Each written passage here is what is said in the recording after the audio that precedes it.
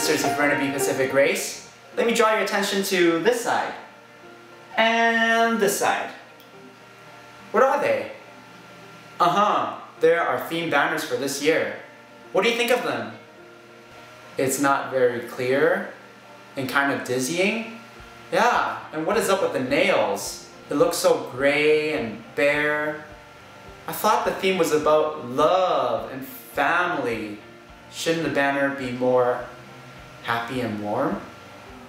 Well, I can't agree more. It is bare and hard to read, but totally intentional.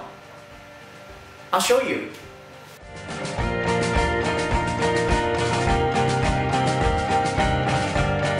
You see, this year's theme is bonding together as a family in Christ's love, which is based on the teaching in Ephesians 4:15-16. It reads, "Speaking the truth in love, we will in all things grow up into Him, who is the head, that is, Christ. From Him the whole body, joined and held together by every supporting ligament, grows and builds itself up in love, as each does its work." This should not remain a theme, a slogan, or just a banner. This should be something we live out and create together, a goal to achieve as members of the family, like the verse states, as each does its work. So actually the banner is incomplete, and it requires the contribution of every member in the church to finish it. Each nail on the wood represents Christ's sacrifice and redemption for each one of us, restoring our relationship with God and with others. His sacrifice and love sets the foundation for our love for God, for our new family and others. In 1 John 3:16, it says, "This is how we know what love is. Jesus Christ laid down His life for us, and we ought to lay down our lives for our brothers and sisters." Love is an action between two or more people. Bonding in love looks like extending forgiveness, showing compassion, lifting up another, reconciling, sharing, encouraging, rebuking, correcting, confessing, training, mentoring, inviting, accepting, comforting, listening, seeing and meeting the needs of others, sacrificing, just to name a few.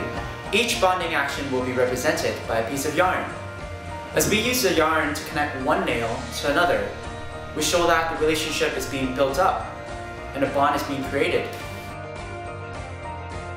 So simply put, the more love we have for each other, the more yarn we use, which means more connections and more clearly others can see Christ's love. As we choose to love more, we're bonded more tightly and our connections grow stronger.